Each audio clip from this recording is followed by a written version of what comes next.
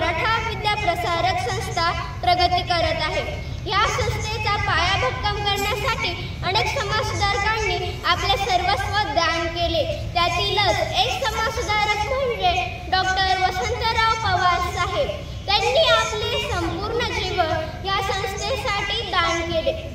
आज त्यांचे स्मृतिदिनानिमित्त आपण सर्वजण इथे उपस्थित आहोत।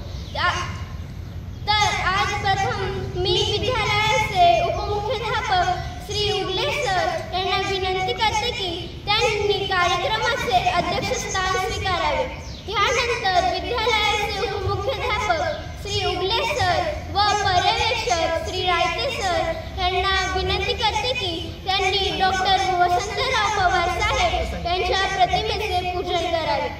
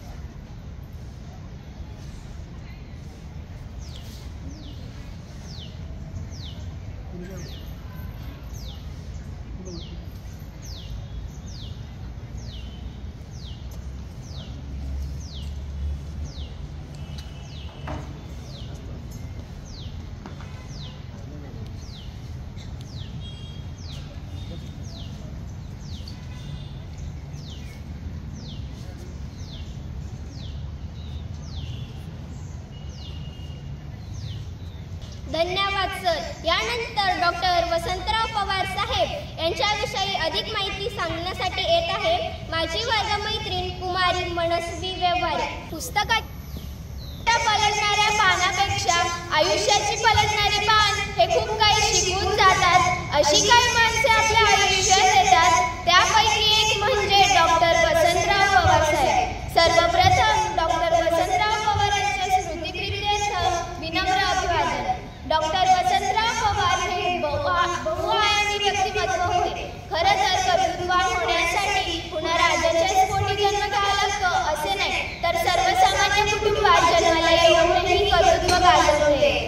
त्याचे साधेसोपे उदाहरण म्हणजे डॉक्टर वसंतराव पवार साहेब। त्यांचा जन्म निफाड तालुक्यातील ओणे या खेडेगावी 1948 साली झाला। पुढे जाऊन त्यांनी त्यांच्या कारकिर्दीची सुरुवात नाशिक सिव्हिल हॉस्पिटलपासून केली। त्यांनी ओळखले होते की डॉक्टरीपेक्षा हा एक सेवाव्रत आहे। धंदा नव्हे म्हणून त्यांनी स्वतःला समाजकारण पाहून घेतले। मित्रांनो, विशिष्ट डोळ्यांसमोर ठेवून वसंतराव पवार साहेब समाजासाठी झगडत राहिले। समाजाचे आपण काहीतरी देऊ लागतो या ऋणाच्या जाणीवेने त्यांनी साहित्य संमेलनासारखी आव्हाने अंगावर घेतली।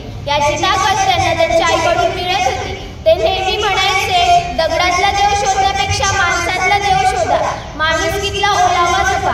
प्रदीर्घ काळ राजकारणात राहूनही डॉक्टरकीचा मूळ पेशा त्यांनी शेवटपर्यंत जपला। त्यामुळे एक उत्तम सर्जन म्हणून त्यांचे फक्त नाशिक जिल्ह्यातच नव्हे तर अवघ्या महाराष्ट्रभर नावलौकिक आहे। वैद्यकीय क्षेत्रात, राजकारणात बदल तसेच तंत्रज्ञानात आपला ठसा उमटवला, त्याचप्रमाणे ते शैक्षणिक क्षेत्रातही कमी पडले नाही। मराठा विद्या प्रसारक समाजसारख्या अग्रगण्य शिक्षण संस्थेत त्यांनी 30 वर्ष काम केले आणि 1984 पासून संस्थेच्या सरचिटणीस या नात्याने संस्थेच्या प्रगतीला हातभार लावला। संस्थेची संख्यात्मक आणि गुणात्मक प्रगती केली। शिक्षणाने माणूस समाजाशी, राष्ट्राशी आणि देशाशी जोडला जातो। म्हणून ते म्हणतात, शालेय शिक्षणाबरोबर इतर क्षेत्रात गुणवत्ता वाढविणे गरजेचे आहे। माणसाचे व्यक्तिमत्व फुलविण्यासाठी वाचन, मनन व चिंतन करणे गरजेचे आहे। यामुळे व्यक्तीचे जीवन समृद्ध होते। यासाठी त्यांनी ग्रामीण, दुष्काळी आणि आदिवासी भागातील विद्यार्थ्यांसाठी शैक्षणिक सुविधा उपलब्ध करण्यावर भर दिला। त्यावेळी त्यांची औपचारिक शिक्षणाबरोबर क्रीडा, संगीत, वक्तृत्व, चित्रकला यांना देखील त्यांनी महत्त्व दिले। ग्रामीण भागातील विद्यार्थी बाहेर पडायला हवा यासाठी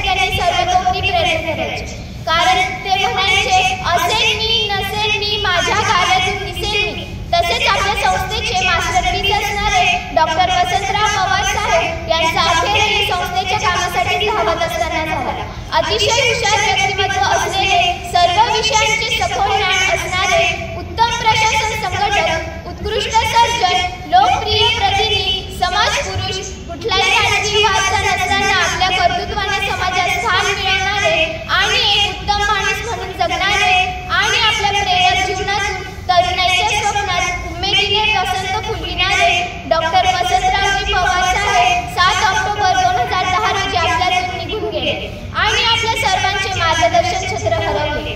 अशा या बहुआयामी व्यक्तिमत्वाला विनम्र अभिवादन. कार्य आपले असे महान, वर्णू किती महिमा छान. कार्य आपले असे महान, वर्णू किती महिमा छान. करते मुजरा ठेवणे आपला मान, करते मुजरा ठेवणे आपला मान. धन्यवाद. धन्यवाद मनस्वी. अतिशय सविस्तर व उद्बोधक माहिती दिली. यानंतर कार्यक्रमाच्या शेवटाकडे वळताना आभार प्रदर्शन सादर करण्यासाठी येत आहे माझा वर्गमित्र कुमार विश्वजित काळे. डॉक्टर वसंतराव पवार साहेब यांच्या स्मृतिदिनाच्या कार्यक्रमासाठी विद्यालयाचे उपमुख्याध्यापक श्री उगले सर, पर्यवेक्षक श्री रायते सर उपस्थित राहिल्याबद्दल मी त्यांचे आभार मानतो. त्याचबरोबर सर्व शिक्षक वृंद व शिक्षकेतर कर्मचारी त्यांचे मी आभार मानतो.